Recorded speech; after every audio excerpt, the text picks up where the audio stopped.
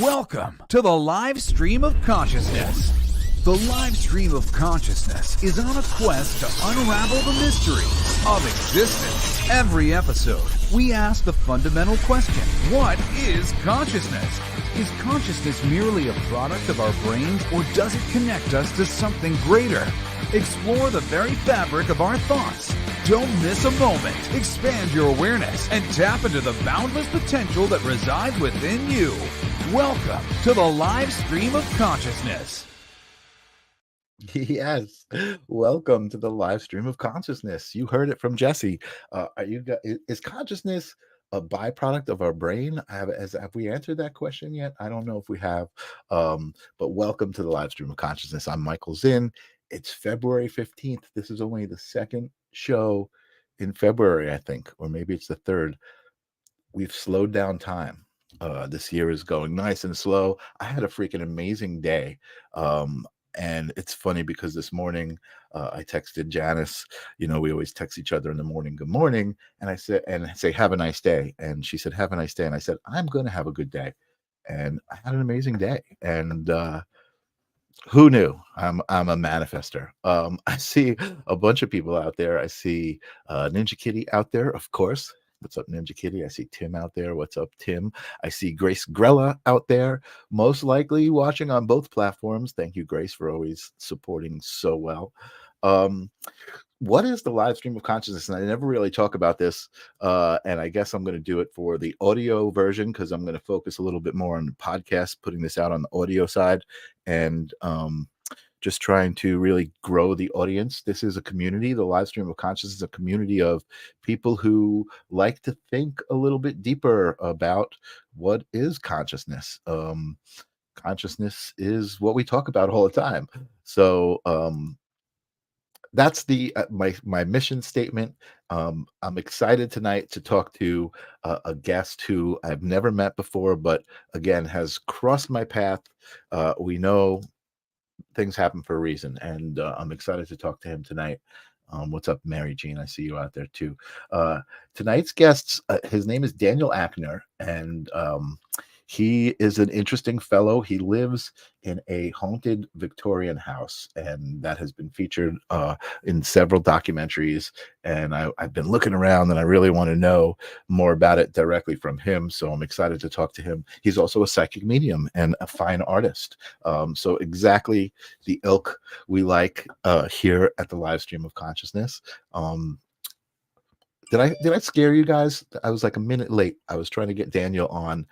It's his first time going on his wife's iPhone, so I had to do a little tech support, and I still went live at 9:01. So sorry if I scared you. Anyway, I'm babbling, right, like I usually do at this point in the show, and that's when I start to introduce my guests. So welcome to the live stream of consciousness, Daniel Akner. What's happening, my friend? Hey, buddy. Now, can you hear me okay? I hear you fine. You sound great. Awesome. It is an honor and a blessing to meet you tonight and to get to speak to you. So thank you so much. Thank you. I appreciate that. I feel the same way. I love where you're sitting right now. That was a pleasant surprise. We were getting you online, and you were running downstairs. That's an awesome little set, man. I love it. And because it's an 1800s Victorian, I had to go up three different stories up to get my wife's phone. So it was like an obstacle course. Oh my God, that's hysterical. Well, I'm glad that you made that effort and that we got online, and that my audience is here. I think you've got some people here. Also, I see a bunch of numbers out there that are nice. So I'm happy to see the audience out here. You also told me you watched a couple of episodes of the show, so I think you know what's coming. I watched you speaking with the gal I loved, Georgia Rose. Oh yeah. And I also watched you speaking with the wizard, who I also thought was the coolest.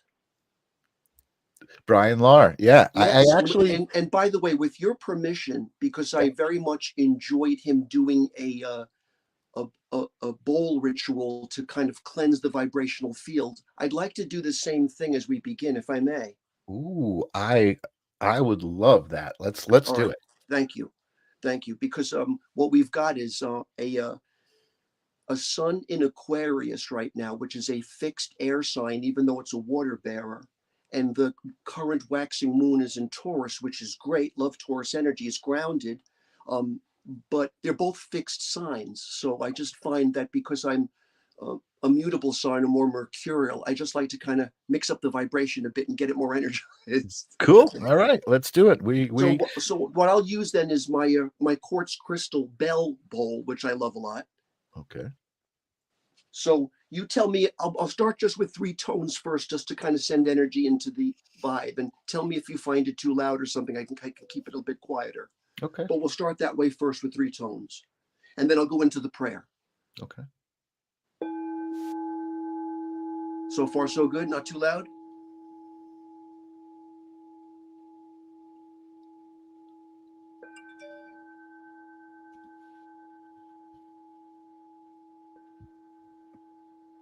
Okay. And I'll take my spectacles off for this one because it's serious stuff. Okay, here goes the prayer.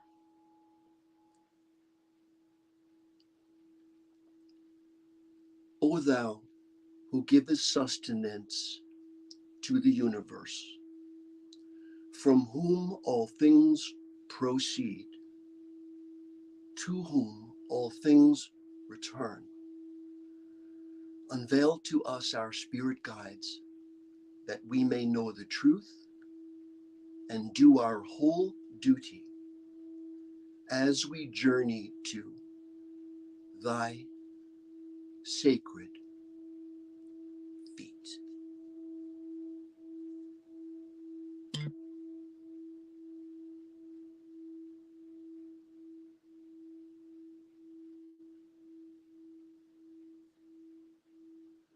Okay, yep, and this is pure quartz, so I love the vibration a lot. It really Still tends to hear it. cleanse the Yeah. energy flow. Beautiful, beautiful. I still hear it going, and I had a great Thank you for allowing vibrato, it. a great vibrato there. Awesome. No, thank you for bringing that to my space, and to everybody here. What's up? I see Raven out there. What's up, Raven? Good to see you. Well, you know how it goes. You watch the show, and Yes. we got to start. This is my way of kind of cleansing and getting on the same page, and that is just by thinking about the question and answering the question. What is consciousness? What are we talking about here tonight? Well, I would say I probably reflect the question back at you first, because you used the word consciousness. Mm-hmm. Mm-hmm. I would probably say it is who we are. It is our essence. It's our truth. So Mm-hmm. consciousness doesn't have to be over explained, other than in my own particular case, I often feel, although I'm an athletic dude, I'm mostly a very spiritual person in the realm of matter. So I get it, but I don't know if it so easily fits into verbiage, frankly. Mm-hmm. Mm-hmm. It is what it is. Mm-hmm. Mm-hmm. Great. And as I always say, there's no wrong answer there, right? Because the whole idea of it is that it is your own individual perception of what it is. Yes, It's like an infinite loop. The question. It's it is. It you is. know, It's a stream, and and you're right, it's very personal. yeah, yeah. And I love it, and I love just adding all of the answers that I get into one big energetic realm of consciousness. That's that's what the show is all about. So I'm excited to talk to you about where you're at, your Victorian home, and how it came to be, and all of that stuff. But before we do that, I always also like to ask my guests if they can share with me a story, a memory, a moment in time when they knew there was more to existence than kind of what we've been told and what we're taught in school. Yeah, let's begin that way, please. I would like that. Awesome. I was very cognizant of my choices in utero, and I could hear a lot outside of my mother's breathing and her body. And Wow. there were choices that I needed to make before I was born. Um, I was supposed to be born. The predicted date was on Christmas, Mhm. but as it turns out, and I'm an older dude, so that was back when dinosaurs ruled the earth. And the umbilical cord was wrapped around my neck 3 times. Oh. So I got a clear message from source saying, you don't necessarily, Daniel, have to descend into matter per se. this at this moment, Mm-hmm. unless you want to. And although I'm a very spiritual person, I felt a great hunger and desire to morph into a tactile world where I could be an artist and enjoy color, Mm-hmm. fabric, texture, aromatherapy, and fragrance, and Mm-hmm. love. So Mm-hmm. there was a mixture of desire, magnetism, drawn to life, lack of fear, but being born ultimately I was born 2 weeks before Christmas. Had I waited or had it been postponed, I probably wouldn't have made it. Mm. So although I was born at 10:59 p.m., I really couldn't take the first breath until the 11th hour, which is sublime. I just felt that was perfect. I vibrate like many people do nowadays to 11. So it just seemed right that the 11th hour should be my breathing hour. Mm-hmm. Mm-hmm. I do feel, though, that probably that lack of some sustenance from the umbilical cord, I believe they call it nuchal when it's wrapped around the neck, Mm-hmm. it affected me in such a way that I had great remembrance of past lives. Um, I knew I wasn't getting enough of perhaps the oxygen that my body and brain required. I've come to understand in my later years, though, this is not such an unusual happenstance that between 10 and 30% of babies are born this way. Not Mm-hmm. necessarily 3 times around the neck, but once is actually fairly common. But it was a choice I felt happy. I was happy to be given a choice to descend into matter. And I've been happy with the choice ever since. I'm glad I'm here. It's a life worth living, even though I knew it would be physical, it'd be rough, it would be challenging. Yeah, yeah. But I really wanted to be a dude, feel that energy field, work out, be on the track team, do those kind of things, feel Mm-hmm. all those muscles and that blood coursing through my veins, and be at the same time highly spiritualized, which is what that sensation or what had occurred pre-birth had done for me, was Mm-hmm. open up channels for me that may not have been opened otherwise. Wow. Yeah, I don't think that's the first time I've heard somebody recall that, like in utero awareness, and man, that's fascinating, because it's like, it's almost like you had an understanding of what we're talking about, right? So like, like you Yeah, even understood, you I said you had the understood, like, understanding, and I had clearly the voice of God or source, or I had come to understand that God was already a pantheon of many different variables, including being a part of me as well. mhm, Mm, mhm. But I was Wow. enchanted by the notion that I did have a choice. Not that I wasn't going to be reborn again. I Mhm, mhm. surely was going to be, but that I had an opportunity to be Daniel. And I really very much wanted to be, Right. especially with that understanding that in the Old Testament, Daniel was already in the Bible as a mystic, dream Mhm, interpreter, and mhm, highly spiritualized person. mhm, I mhm. even like the idea that ending in El, or like angels' names are often end in an archangel, Uriel, Raphael, Right, Gabriel. Daniel's not an angel per se, but is still right, in that echelon of those right, kind of right, right. It has spheres. that vibration. Yeah, yeah, yeah, Yeah. yeah. And Wow. and by the way I have the tripod right now, am I cutting anything off visually around me? Do I need to raise the No, camera so I it can show looks you? great. I mean, I see Okay. candles. I see a night. I mean, it looks beautiful. It looks, you could have your own little podcast right there. Well, I'm in the parlor right now, and my wife and I are quite collectors, and I've always in my lifetime loved to collect magical tchotchkes and bottles and Awesome. vintage or antique items. But because I'm very psychometric, I have to first kind of get a feel for it. I don't care if it's a bargain or not. If it doesn't feel right or has some ill-dignified vibration in it, I'll pass it up. But Right, if it's got a beautiful energy in it, I'm delighted to be the curator or caretaker right, of certain items. I'm not attached to things, but I'm right. very visual. And again, I love the texture, so I go with all the tchotchkes you see behind Right. me. No, and it actually also, it's interesting that you say that, because it also sounds like, there's an energetic signature to each one of those things that you resonated with. And I saw just coincidentally, like just in the last couple of hours, some sort of meme on Facebook, and a guy was talking about you know, watch out where you buy stuff and who you buy stuff from, because their energy is in that. You know what I mean? Absolutely, And you know, absolutely. I um, remember about, must have been 20 years ago, my wife and I had walked into an antique store, and I espied all the way in the back of the store a beautiful plaster statue of Mother Mary holding baby Jesus. So of course I winged it right over to the statue, right. plaster, hand painted, and they both had glass eyes, which I found astonishing because they rather followed me. Yeah, But yeah. I knew immediately that I could feel all the prayers and petitions that had been placed upon this object, this Uh-huh. statue, and I just found it irresistible. And then when the gentleman quoted me the price, it was ridiculously low. And Mhm. it had the statue had a 1930 stamp on it. He told me it was from a church that burned down in, I think, maybe Brooklyn a long, long time ago. Wow. But I said, well, that's a deal. I'll take it. But then he said, I just misquoted you by accident. Forgive me. That's what we paid for it. I said to him, you know, then come up with a price. It's okay. If you made a price mistake, I'm all right. I can live with it. But he said, Right. you know what? That came out for a reason. I feel that statue belongs with you, and I've kept it in the living room ever since. So that Wow.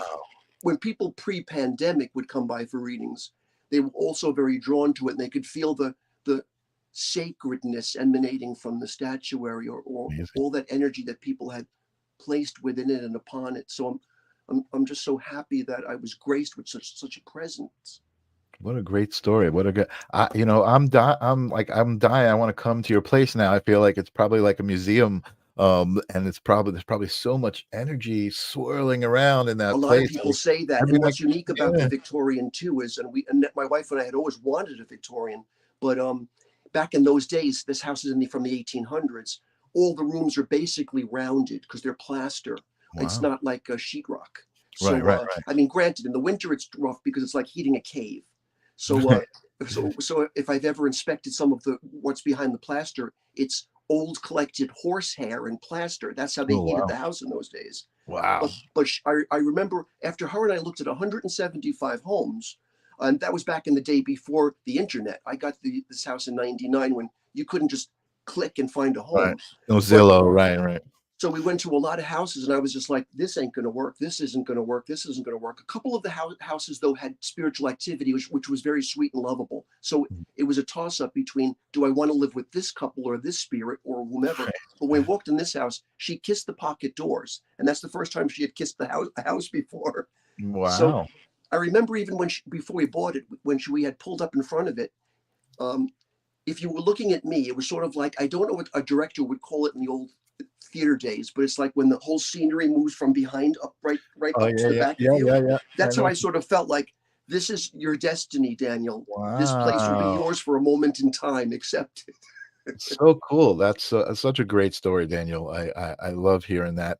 And Raven's out there. She said so true about energy and objects maintaining energy. And that's one thing I love about my audience. Thank you guys for always being here. Is just the understanding and the way I feel so comfortable talking about energy and my perceptions, because it's sometimes if you're out in public, you can't always talk in a certain way because people kind of look at you funny. But Oh, but that's why, absolutely. I agree. yeah, That's why it's such a pleasure to speak with you, because you're so receptive and tuned in naturally, which is yeah. just a blessing. Yeah. And by Thank the you. way, I was very impressed with a little mini reel that had popped up when I turned my phone on this afternoon, with Raven speaking about how Oh, one is perceived by others, and that shadow energy. And I was just blown away because I so needed to hear that. And thank you, Raven, for saying what you did, because I awesome. people needed to hear it, and I certainly did. That's awesome. Yeah. Yeah, and I think that's really, I I I think I was telling you yesterday when we were talking, I never expected to be on-screen personality, right? Right. But when I started doing this with Jesse and the conversations and the energy exchange, I feel really in tune with energy. And like I was just it was such a there was such an intention, right, to the energy exchange, that it was so comfortable. It was like, it just felt natural. And so I feel like this is kind of a calling, and people are like, oh, you're doing work, and I'm like, work? And they're like, yeah, this is important work. And I'm like, awesome, because it's fun as hell for me. You know what I mean? I'm loving this. I mean, I get to meet really cool people like yourself, have cool conversations. I mean, And It's I a am indeed win-win. so glad that the omniverse allowed a moment in time for you to enter into this vibrational field, because there are many lovely people in the metaphysical community, but your energy specifically is very needed. It's warranted. It's an important part Well, of reality that I felt was kind of missing in a way. And I don't normally give my wishes away, but I must admit that at the beginning of 24, well, really on February 10th, when the Wood Dragon year began, which I felt once the East and West, as of January 1st, 24, and then Wood Dragon year, February 10th, it felt to me that the balance was here. Now we're officially in 24, but my prayer to the universe was, please, universe, if you can, send me the goodly, send me the great people. I so very much and dearly need to be in their vibrational field, of which you're one of those individuals. So thank you, because I feel it's a treasure and a great blessing to have met you and be speaking with you tonight. And by the way, a shout out to my friend Christina. She has come to so many of my presentations and events over the past 40 years, but it was she was the catalyst by which we spoke, and she knows I can be a shy guy. oh I can yeah, be a little introvert, but you put me with a microphone in front of 300 people, and I'm on. But yeah, um, but she nudged me a bit, and I'm so glad that she did, because now we have an opportunity to talk about it. yeah. Shout out to Christina Coulter, who Yes, I met yes. at I met her at a Dee Snider show, I believe Oh, it cool. was. That's what I Um, love about her. She's spiritual, but she's super cool but too. she's a rocker. Yeah, yeah, yeah, totally. No, it's amazing, really. And again, like for someone like me who was a bit antisocial in his younger days, didn't have a fondness for people, to finally understand the beauty in people and our differences, which is something I'm really proud of, who I am, and seeing that, especially in a time where differences are seen, like people are like, oh, you're different than me, I don't like you, and it's like there's such this divisive Yeah, landscape outside of the spiritual community, because the spiritual community is very, very connected, and I feel like, that's the whole idea, is right, we're all yeah, one. absolutely. And so, to be in that kind of community is great. And again, that's what I love But about I would have to admit that being an older dude than you, it was really hard in those days, because clearly I was somewhat of a visionary or ahead of my time, but there was really no place for me. I couldn't talk about these things as openly as we can tonight. I had to keep mum. I right, remember even in high school, I was doing readings, but that was at a time where no one did readings. right, And when it was time for an award ceremony at graduation, the kids had decided to award me with Individualist of the Year. And I thought, well, that's sweet of them, but I'm just being me. right. I wasn't attempting to be any particular individual. It But seemed to me it that's was the whole only, definition, though, right, of yeah, being an individualist. it seemed to me that Being only you. post Harry Potter did the world kind of turn on to the notion that our reality and the magical realms are gossamer thin between the two, and they actually are connected. It was finally acceptable, at least in the Americas. Right, right. No, I think globally, I mean, I guess for me in the spiritual community, they talk about the shift that's happening, and that's global, and I mean, we can talk about all sorts of things, but like even the splitting of the earth into a 3D and a 5D, that kind of thing. Right. Those things to me are fascinating, and I love just being able to think like, oh wow, that if that's a possibility, then all of this fear and all of this stuff that I see happening doesn't really matter, because it's not in my world. It's not what I choose to resonate with. It's not what I choose to surround myself with, or think about, or even subscribe to, Right. as much as I possibly can. I don't subscribe to that stuff. And I mean, especially because we're lucky enough to be now existing in a moment in time where the Piscean age now uh, um, dissipates, and with it goes the fishes, the Messiah energy field, which I'm perfectly okay with, Christ as ascended master.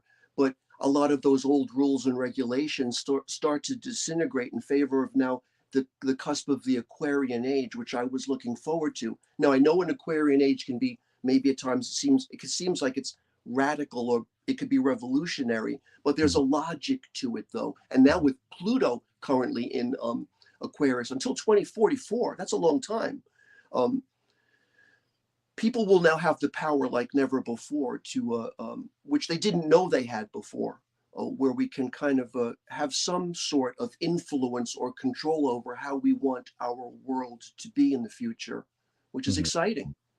Yeah, totally. I totally get excited, and people are like, what? You're happy? You think things are good? And I'm like, someone's gotta someone's gotta believe that things are good, right? And I'm like you too. I'm joyful and buoyant and optimistic by nature anyway. So although anything can, if you switch on whatever programming is going around, you can get disheartened, but Sure. you can't let it get you down, because there's still too much joy. And perhaps, well, being an artist, I do have some of my paintings with me. The reason I'm doing it in the parlor today is so I could show you some of the artwork. But Cool. I find the artwork has allowed me to be in a very meditative and Zen zone. It tends to keep an anxious energy at bay and makes me constantly remember that life is about making ourselves joyful and happy, and loving others. And creating Yes, and exactly. Thank you Yeah. for saying that, and being creative, which is so Yeah. wonderful. Absolutely. Well, I'm surprised my audience is being so quiet, to be honest with you. So I want to learn a little bit more about you, especially after you told me that the moment that you realized that there was more to existence than we're told was before you even told anything. You in utero, you realized that the world you were about to enter was mystical, and so that must have had an impact on you growing up. So what were your parents like? Did Well, they have I mystical definitely beliefs? chose my parents before I descended into matter, so I knew what I was getting into. They were, I would say, more on a conservative side, but not ultra so. They were receptive and open to having a little guy like me in their life. And Okay. I didn't have to do engine work on BMWs to impress my dad. I Right. just needed to be myself. Right. So Okay. after my homework was done when I was a little guy, one of my treats would be that we'd open up Kreskin's game of intuition, and my dad and I would do we would test my intuition on any given night, where I would hold a card up to my forehead, and then the color would be facing my dad, and Yeah. I would correctly 99.9% of the time say, well, that's the red one. Oh, and that's the blue one, So and cool. that's the symbol of an arrow. And he was, of course, blown away. He loved it, but I'm so delighted that they supported that within me and didn't make me feel like I was some kind of freak, but rather, as long Yeah. as you're being you, Daniel, fine. And of course, my mom would at times even surprise me. I remember once when I was growing up with my little brothers, she had specifically said, "I don't want you boys hanging out at the woods this afternoon. Don't go down there." And of course, being boys, we went right down to the woods. But I remember playing in the forest, and I heard my mother, "Daniel," and I was just like, "She's right behind me." And I turned around, and she wasn't there. Right. So I came home, and I opened up the kitchen door, and she goes, "You heard me, didn't you?" And I was like, "Oh my gosh, Wow. she's got the power, man." So I knew I was getting the energy from both of them. They Wow. just didn't want to use it. Maybe their generation wouldn't allow it. They Right. didn't use it on any professional way. Right. But Right. I knew it was my destiny to. I knew I was already an artist, and I wanted to be one, but I Right. didn't want to be an art teacher. I think that irritated my parents, because they wanted something that their generation could count on, teach Right. art. Right. But I Right. felt like I don't want to teach it. I want to be it. Right. I don't want to be. Right. I never even went to art school because I didn't want to be influenced by another artist's vision, but rather I knew I already had it. In fact, let me show Right. you a piece. So Right. my wife and I were the first and only couple to ever be married at the House of the Seven Gables in Salem, Massachusetts. Okay. It- they didn't allow it afterwards because they were worried about, and I had a very small party for our wedding, but they were concerned about other people trampling in and damaging the antiques of Nathaniel Hawthorne and his cousin Sophia Peabody, whose home was hers in Danvers, Cusp, Salem. But Okay. I remember at the time being in the house and being very taken by the portrait on the wall, the oil portrait of Nathaniel Hawthorne. So as soon as I got home, I made a reproduction for myself. Oh, wow. And this is the portrait of Nathaniel Hawthorne. I don't know if you can see it. Wow. I do have a heavy glaze on this, so forgive the No, I see it. It's perfect. It's beautiful. yeah, forgive That's if it's shiny. No, it looks great. That's And awesome. at the time, and in those days, by the way, it has nothing to do with witchcraft, by the way, but in those days, Salem was a very sleepy, quiet fishing town. Okay. Lately, I understand it's a tourist trap. Yeah. But in those days, it wasn't at all. Other than Laurie Cabot, the official witch of Salem, would walk through the green in her flowing black gown, holding a fallen branch, which I thought was just fantastic. And we were just teens then, Nancy and I, but we knew that this is the place we got to get married. This just Cool. we got to tie the knot here. In fact, there was really one hotel at the time only. God, how am I forgetting the names? But I remember doing a little setup in the suite we were in, and this was the setup at the time. I used my divination cards at the bottom. I designed my own divination deck that I use for readings. My crystal ball, some firelight, of course. I'm fire sign, Wow. so I got to do that.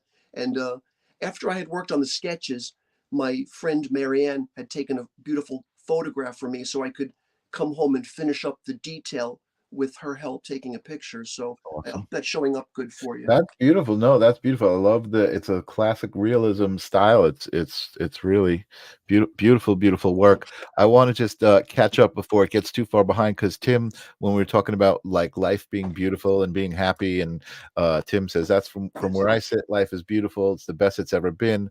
And he also then said, not that my life's free of problems, but I keep them free from me. And there's the secret, right? You're in control of how you want to respond to things and how things are affecting you. And Grace Grella is also mentioning, Daniel was my first gifted guest back in 1996 in the original TV studio in Middle Neck Road in Great Neck. I remember those days. And Grace, I must ask you to forgive me too, because back in those days, I had my long blonde hair, but I had recently gone to the salon and to Divini. If you would please, just chop it up, dude. I let my hair go white. Just chop it up. Let it be whatever it'll be. And of course, Vinny did exactly what I asked. And now I look like I should be the co-host of Ancient Aliens with that dude with the crazy hair, because he just chopped it. My wife is like, "What happened?" I'm like, "You look great. You look great." My wife is like, "What happened to you?" I said, "I asked for it, so I got it." There you go. And see, that's how I met you. So that's what you look like to me. I don't even know you with long That's hair. so funny. So that's awesome. Very, very cool. Hold on a second. And other pieces. Here's one. Oh, wow.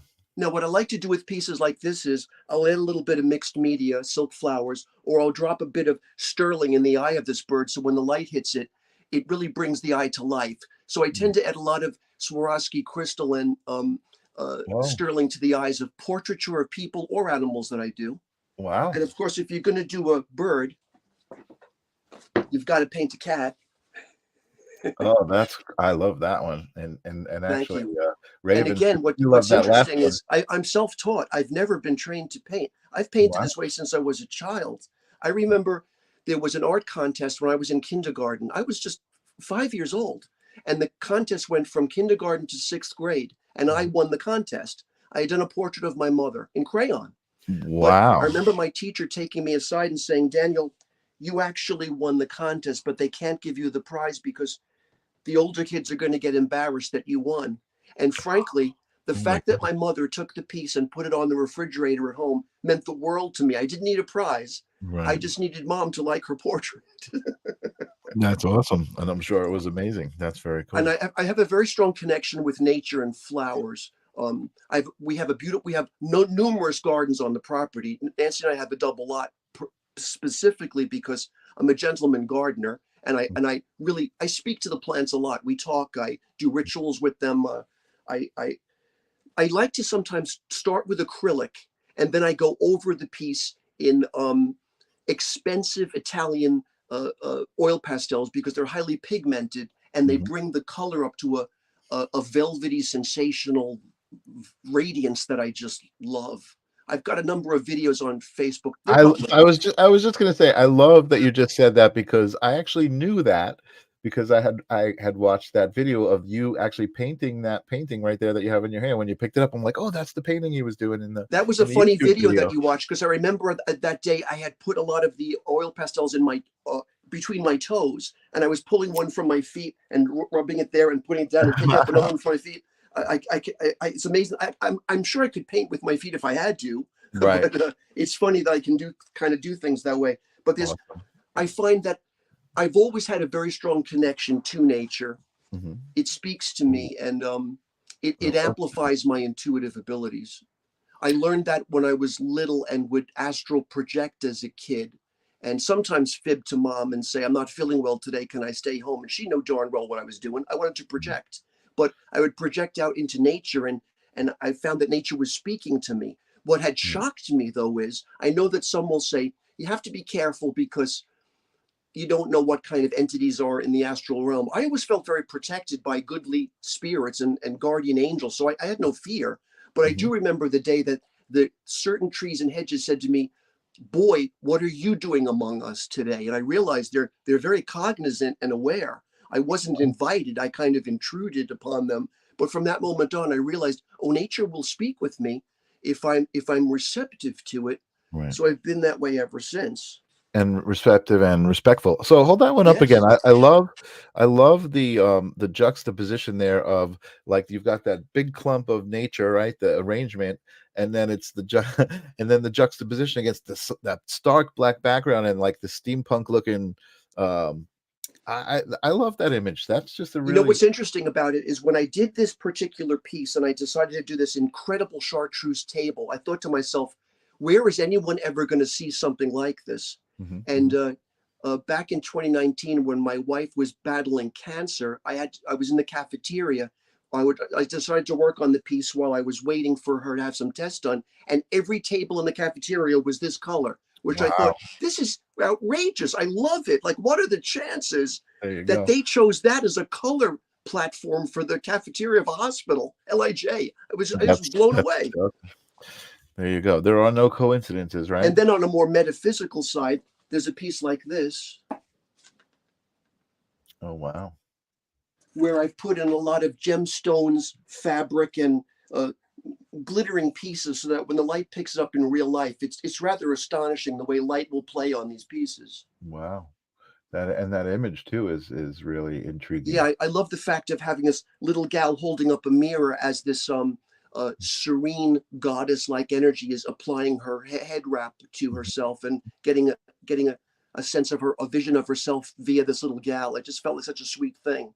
You can almost smell the incense wafting through the room of the temple. That's awesome. Very cool. And over the years, I have been working on a children's book. I love poetry, so it's taking me a while to kind of get it all together, but that's my own fault. I could have probably published something like this a long time ago, but I have a Virgo ascendant, so it's never good enough for me. I always know everything could be tweaked and be better. But anyway, this is an example of the children's book where little pixies are playing among nature. Oh wow. Wow, look at that. Oh, I love that. So this painting is called Frogs and Filters. And you Beautiful can see work. those three little kids on the branch there. Yeah. But this doesn't have mixed media. It's all a flat painted piece. One of the complementary pieces to this is a piece I call Enchanted Blueberries. Wow. Which I also want to add the pastels to, the oil pastels, because I know I can brighten up the butterfly wings and the little pixies playing in the flora and fauna. Right. Probably the hardest, the amount of detail needed in this piece is all the vein work of the leaves. Yeah, I mean, and those two pieces together probably are stunning. Hanging And next I've to got probably a dozen of the pixie pieces. Wow. But portraiture really has always been a specialty of mine. This is a portrait I had done of Marianne Faithfull. Wow. Cool. She's a beauty. I gave her a gift once when she was performing at the Bottom Line of a portrait I had done of her, and she was rather astonished. That's And amazing. she said after I handed it to her, I don't know what to say. And the audience said, say thank you, Marianne. That's all she needed to say. That's What was so amazing. funny about that day is I was facing the door and my buddy was sitting across from me. And I said to him, Yoko Ono just walked in. He's like, yeah, right, Yoko. So being a young innocent myself, this was right after John had been killed, which was heartbreaking. And there was Yoko anyway, there to see Marianne Faithfull, of course, because they're all a clique of unimaginable beings. Right. And so as Yoko's heading towards my table and I had the portrait of Marianne before I gave it to her, I had the audacity to say, Yoko, I have a portrait I'm giving Marianne. Well, I'm just curious, what do you think? And as sweet as she is, she's a cusp Aquarius Pisces. She goes, oh my, that's beautiful. And I just thought, this woman, I know they're calling her the Dragon Lady and the Beatles split her upper, but she's really very sweet. She was sweet. Yeah. It was awesome to meet her. I just felt so honored to just have even a brief exchange with her vibrational field. It was just fantastic. That must have been an amazing experience for sure. I'm glad you're sharing this. I got to tell you, I searched online to see your artwork specifically, and I didn't see any of this stuff. This is one of my wife's favorites of my portrait of the goddess Isis. And unfortunately, Isis's name has been besmirched in modern times, but I always found the name to be so beautiful. It's just such a shame that you can't even say the word anymore without it summoning up some kind of emotion. Yeah. That's a beautiful painting, though. So I tried to do with this piece is antique it, make it look like an old, antiquated relief. I did add some things that normally would have not been on Egyptian pieces, like the butterflies, or I changed the verbiage of some of the hieroglyphic work to Bast the cat goddess, and in this case, sort of an ankh that sort of is mercurial. In fact, I'm wearing one today. I designed this piece myself, but my wife made it. It's a necklace and a pin that she put a lot of semi-precious stones into. So it's kind of cool that she's gifted enough to make me a piece of jewelry like this. I love all of the creative energy between the two of you. I love that. And that piece too, like there's such a, I mean, even though you kind of gave it your own twist, it's the intention of creating a piece in that like Egyptian hieroglyphic vibration, right? I mean, you look at that piece and immediately you're there, like immediately, you know? Yeah, and especially with the stones she put in it, a heart-shaped moonstone, a tourmaline, other pieces that she knows would have been on the breastplates of the high priests in ancient days. So she was wise enough to put on the stones that make sense for this particular piece. Cool. Excellent. Although in Nancy's grounded life, she had been a chemist assistant at Estee Lauder for 35 years, and still on the side, I wouldn't call it a hustle. She did a lot of her jewelry making, but I would say there's not really a lot of money to be made in making jewelry because, first of all, who can afford it? Second of all, it's too much work. And third of all, I get to be the happy recipient of some of the beautiful pieces she's created. That's great. I'll show you one more piece. Yeah, that's fine.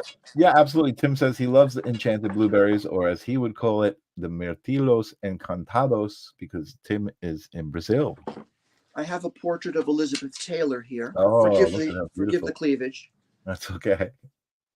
And what's funny about this piece is over the years, I probably have done about maybe 20 to 30 portraits of Elizabeth Taylor. I was always enamored, Pisces, with her, and Scorpio moon, always enamored with her vibrational field. But I have a young doctor now. So it's one thing to say you're an artist. It's another thing to show the actual work. But I remember I was kind of surprised when I brought the piece in to show my doctor. And she said, great piece, but who's Elizabeth Taylor? I'm like, I was just like, huh? Interesting. So I said to her, so let me ask you this. So if I had done Billie Eilish, you would know who that was immediately, wouldn't you? She goes, yeah. I said, what year are you born in? She said, 96. I'm like, oh my God. I know I have genes from 96 I haven't put on yet. Yeah. But I found that to be so funny that to recognize that our age difference. Yeah, it's funny to me too. Once people are telling me their age, and it's like they're telling me when they're born and it's like in the 90s or 2000 or something. I'm just like, huh, like, oh my goodness. And they're Yeah, adults, but it's it's like, true. I'm just like, oh my God, that sounds like yesterday. It's like you were born yesterday. Yeah, when I get young clients that come for readings, quite often I have to look for my updated ephemeris because their birthdays aren't even listed yet. It's just shocking to me that That's the hysterical. updates haven't even caught up to them yet. Right. And the reason I'm using the parlor today to give me more space to show paintings is because I brought only one piece out to show you. This Okay. ultimately became one of my divination cards. I call this painting the Golden Dawn. Whoa. Wow. So I do have a lot more of these more massive pieces around the house, but And that's a little more, I mean, that's got a more modern style to it than the yeah, this is traditional. much more on the surreal side, which I have Yeah. a whole selection of surreal. I have a whole selection of Victorian, of the children's artwork, which are more whimsical, which I've gotten awards for, the portraiture. And no, it's interesting because I'm showing you the artwork right now, but I do discourage sales of my paintings, which is incredible, but I absolutely do. Some people have over the years have found it rather astonishing. They'll say to You me like to keep them when I'm all? lecturing at, let's say, their home, they're saying, I hope you're not trying to make money off of selling your paintings. I'm like, you don't know me at all. I have no desire to sell these paintings that I'm showing you right now. I'm attached to this energy field. Yes, there will come a point in life where I'll release them, but Right. not anytime soon. So if Right. people commission me for a portrait for themselves or their family, I'm fine with that. Right. I'm not invested emotionally. Right. But if you make a painting, it's for you. Yeah, but with these pieces, absolutely. It's like I looked at Wow. the blank canvas. I That's knew what cool. I was going to project onto it. I'm ready to go. And if I was the richest guy in the world, this is the kind of painting I'd want on my walls. Right. Right. Wow. Forgive That's me a second. amazing. I'm just going to put it to the side. No problem. I just want to say hello to Helen. I see Helen popped in. She's saying hi all. Everybody's saying hi, Hi, Helen. Helen. Hi, Helen. Helen's one of our regular listeners. We love Helen. And Grace, I don't know if I popped this up, but Grace says you are magical. Oh, Daniel she's is very sweet. magical. Grace is amazing. You are amazing. I'm so happy that I'm talking to you. I want to talk a little bit about kind of what you're doing now, and I want to actually pop up this banner here because I know Christine mentioned this when she first mentioned you to me, and that is the Eyes of Learning organization, I guess you would call it, right? Yes. It's And actually the New York's oldest learning, teaching, metaphysical organization. yeah, Oh, I well, I'm saw that. sorry. Long Island's oldest. Let me Right, not go so far as New York, but right. certainly I Long saw Island's that though. oldest. Yeah, It was the yeah. vision of Elaine Resnick way back in the day. Mhm. And I'm proud to say over the years I'd become a board member. Every year I do speaking engagements there. People look forward to the Halloween presentation specifically because I don't want it to just be a presentation. I want it to be an immersive experience. So Mm. I usually bring musicians with me. I've had Mhm. shakuhachi players, keyboardists, flute Mhm. players. I like to have that as a background when I'm doing some kind of meditation. So Mhm. people look forward to it because they know it's going to be an experience. Mhm. Awesome. Awesome. You know what? I'm gonna table this part of the conversation, but let's talk because when you say immersive experience, to me, that includes some of the things that I do with technology, which is using projectors Yes, and video and audio and kind of creating the environment and it's immersive in that it's reactive, to sound and things like that. So I would love to. I love I to would. hear that. I love to Yeah, hear I that. would love. I'm certainly nowhere near as techy as you are. I wish I could be, but I Oh, but do bring equipment that will project lights or reflections off the curtains behind me so that I know that the visuals for the audience will be, well, that's kind of stunning, but yeah. I don't have the technical Yeah, aptitude for well, something maybe more we can collaborate cool on like you something. would do. Yeah, maybe we can collaborate on something. That would be pretty That would cool. be fantastic. Yeah, yeah. Um, but so I didn't get to talk about. I'm just looking at the time here. I didn't get to talk about your home, and I saw that your home has been featured on different documentaries and things like that. So I would love to know more about it. I was trying to do research on your home, but it's not easily available, and that's okay. I know you told me, you're a little bit private, which is cool. Well, Uh, it's available. I would say you just need more information. As an example, the Pomeroy Foundation, which are the people that put the historical markers all over Long Island. They Okay. were kind enough to contact me and ask me, would I like a historical marker in front of my home, which they did begift me with. The Mhm. mayor was here, Newsday, and other historians for that Cool. particular reception. It was fantastic. So I do have the plaque in front of the house, which gives the information that back in the 1800s, this home was owned by Robert Kelby, and his dad. Robert Kelby was a one of New York's first librarians for the Historical Society. His dad Okay. was a very well-known judge at the time in New York City. So they were a unique couple. What I found fascinating was when we first saw the home, Nancy and I knew this was the house for us, but I needed to know the vibes were right. So the oaks on the property they're intensely gigantic. They're a couple hundred years old, but I knew that the oaks had seen everything because they are old. So I had gone on the property, taken a small branch that had fallen. I took it home with me to our apartment at the time. Mhm. I placed it under my pillow and I asked the oak branch, please tell me in dreams, what have you seen? What have you felt? Are the vibrational fields goodly for me? Am I invited to be here? And the dreams were sweet. The trees accepted me, and Mhm. I speak to them regularly.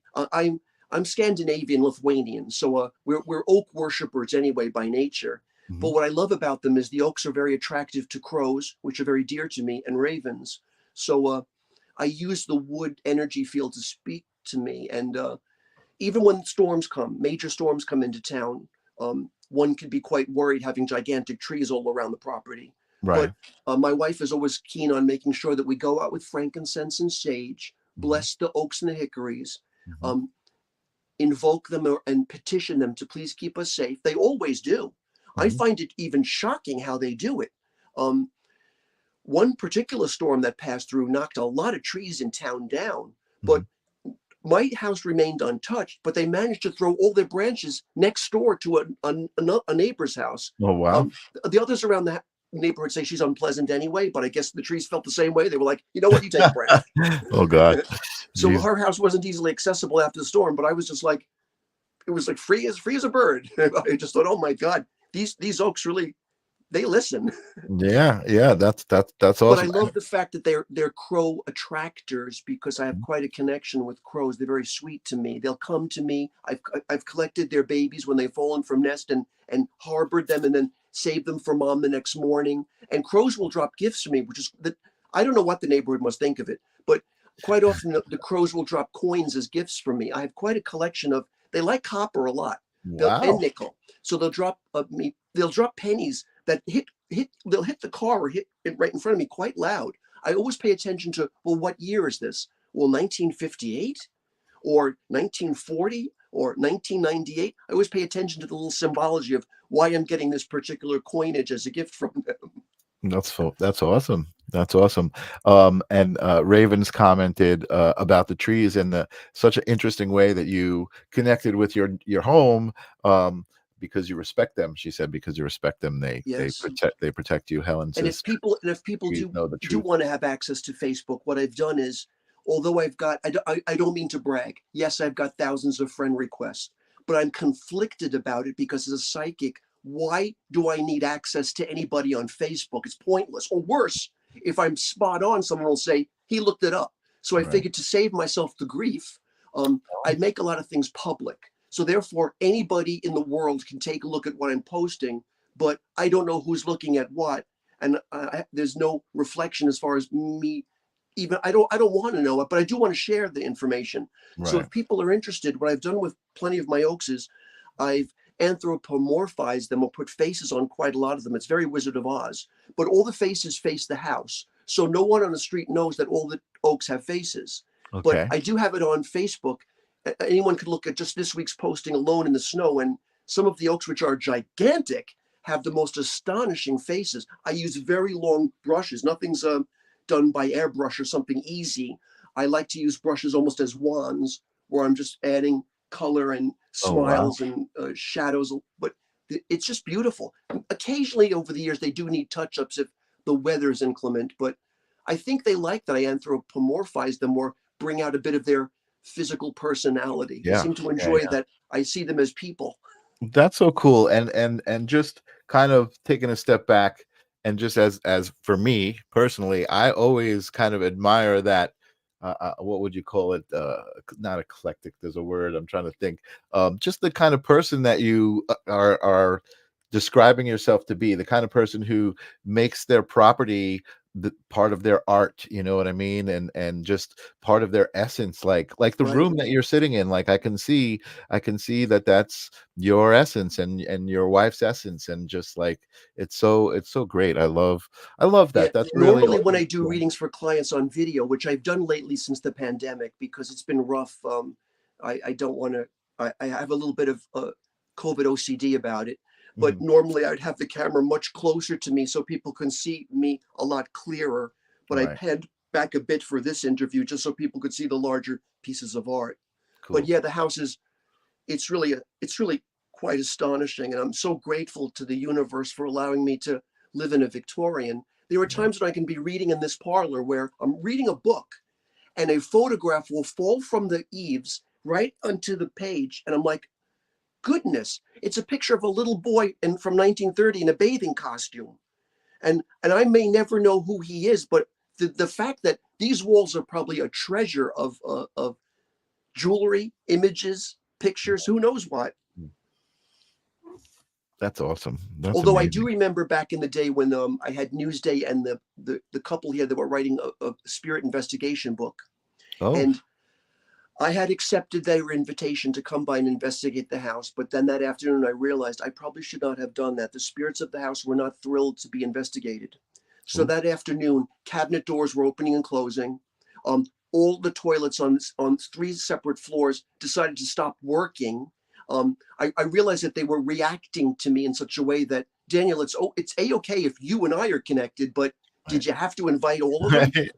Right. So Right. I made a deal with the spirits. I said, look, we got to get along right now because I already said yes to them. So Right. I'll tell you what, guys, if you go to the butler's pantry closet, put your energies there, and I will instruct these people not to go in that room. Mhm. So they come here, they're investigating EFP, what is it called? EFV I know what equipment, you're talking about. All the something like equipment that, that, sound yeah, yeah, equipment. yeah, yeah, And yeah. Newsday was here taking photographs. So I just asked them, please just stay out of the butler's pantry if you would, please. So as I'm speaking to Newsday and he's taking pictures of me, my wife comes up and she's like, Daniel, he's trying to get into the mudroom closet and he's shouldering it. He's banging into the door and he can't get in, but he's trying to get in. The irony is there's no lock on that door. Wow. They just wouldn't let him in. So Wow. when they did leave that afternoon, they smugly had said to me, we didn't really find the house terribly haunted. I'm thinking, oh my God, you guys are just, You I did. don't You want to just say it, didn't but you're know that. clueless. If you only Yeah. knew the Pandora's box you could have opened.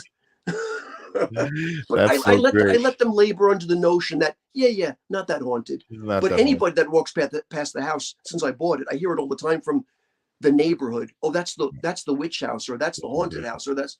I just go along with it. It's a great security system. Yeah, it's haunted. Well, but that's what great. was very important to Nancy and I was we're okay with the spirit world, of course, with the work I do, as long as the spirits are goodly, as long as they're kind, as long as Right. they're not stuck.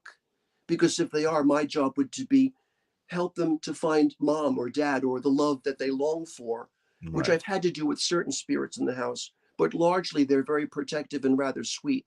And I can More feel like their energy roommates. They're more like wafting through the roommates. gardens in the summer and the spring when a lot of people don't pay attention to the spirit world anymore like they do in the fall and or around All Hallows. But Right.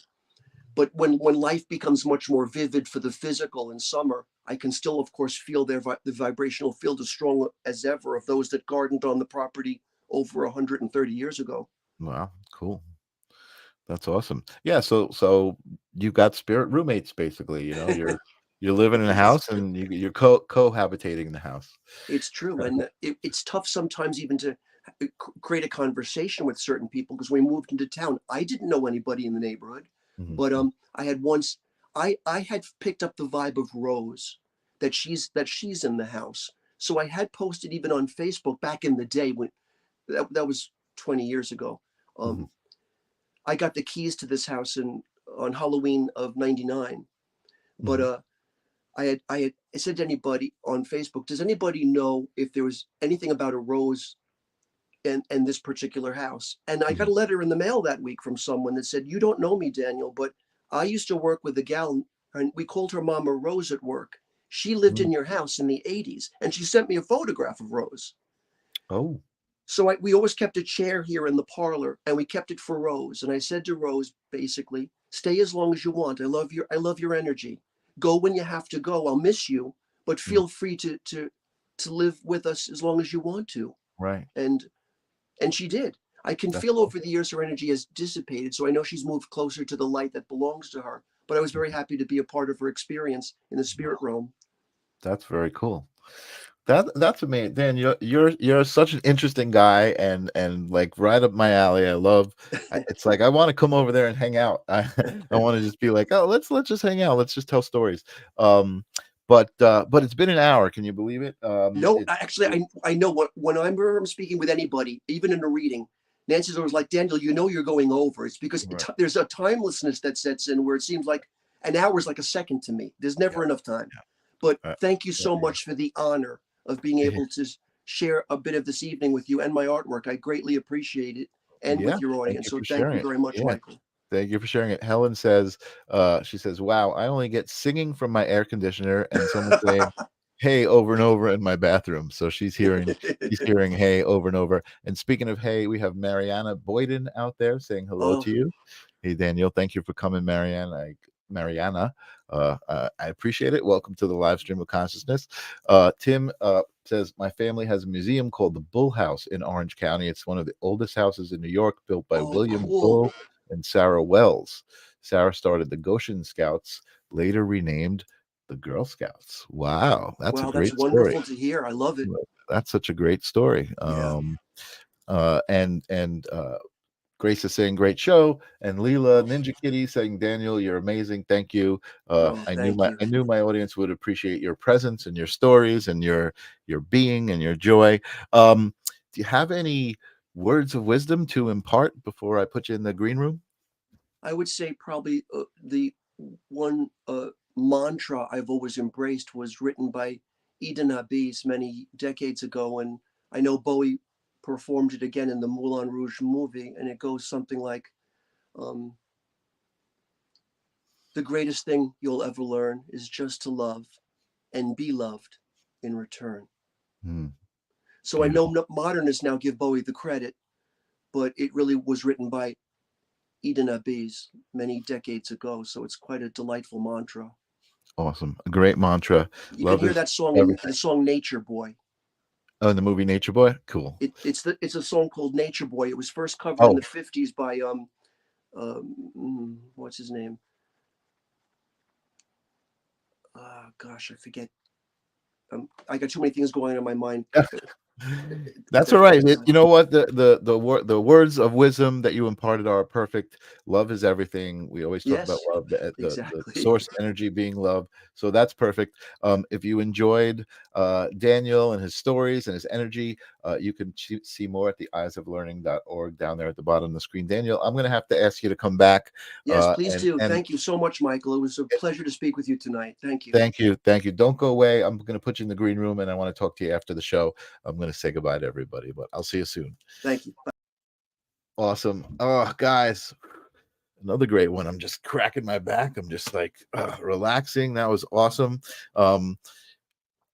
We didn't get to do our breathing, but we did get to do an awesome energy cleansing before the show with Daniel. Thank you so much for sharing that with us. I got to remember, start the show with 3 long breaths in through the nose, out through the mouth. We'll all be in the same place, even though we all are. I love that you guys come here every week, just like I do. It's a commitment, and I can appreciate you guys being here. Next week, I've got a comedian, Mick Thomas. He was supposed to be on, I think, a couple of weeks back. He had to cancel or postpone, but he is back. He's a comedian from Ireland, and he is very funny and also very spiritual. So we'll be talking to him. Ninja Kitty, thank you for being here. My happy place too. I'm so happy that it's your happy place. I will see you guys next week. Peace.